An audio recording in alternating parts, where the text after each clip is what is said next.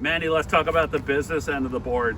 You know, both the channels and the Twinzer fin setup. I know a lot of people are aware of Twinzers and are kind of interested in them and like checking them out, but talk with us about how these fins would spark your performance in everyday conditions, but also how they're going to perform in more demanding conditions, like when the surf gets holler. Okay, so basically a Twinzer is a more efficient twin fin. Will Jobson invented this back in late 70s, early 80s. And basically you have an area of high pressure and low pressure on every fin that has an asymmetrical foil. When you have an area of high pressure, it creates lift and wants to pull the board into the wave. But on the low pressure side, that's where a lot of cavitation starts to happen. And on a twin fin, that's part of the magic that makes twin fins really loose and kind of like really like skatey feeling. For a lot of people, that is just, it's too much of a jump from their tri-fins to go to that kind of style of surfing.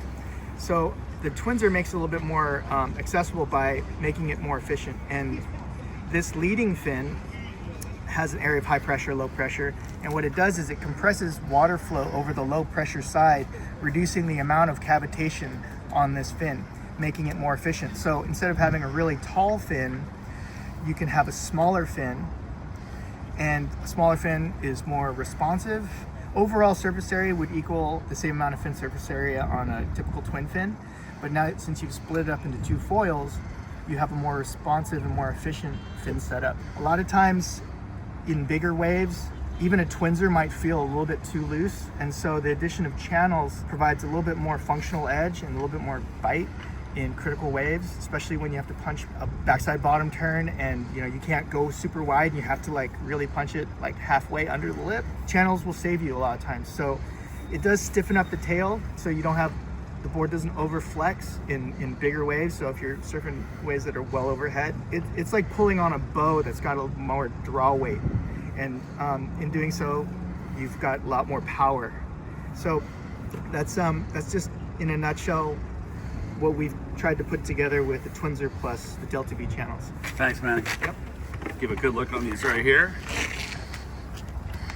Now this is, the shape of these channels, Manny, is pretty, actually I'm not even gonna say pretty unique, it's really unique. You've got like some entry angles in here and then also some angles coming out here. So having a channel behind the trailing edge of this fin is sucking water flow off of the tail and cleans up any turbulence that's coming off this trailing edge of this fin, making this a little bit more efficient. All of these like angles are all coming in at golden ratio angles, so any turbulence that happens as water transitions from this flat to the channel is reduced. It's theoretical, but also proven, I guess. Theoretically proven. But yeah, it's been working for us for a long time. And Delta V channels kind of, it's a design feature that can be put on most of my boards that have single to double concave. Awesome. Thank you so much, Manny. Yeah, that's just a quick look into the Delta V channels and the Twinzer setup on the Mandala Acme.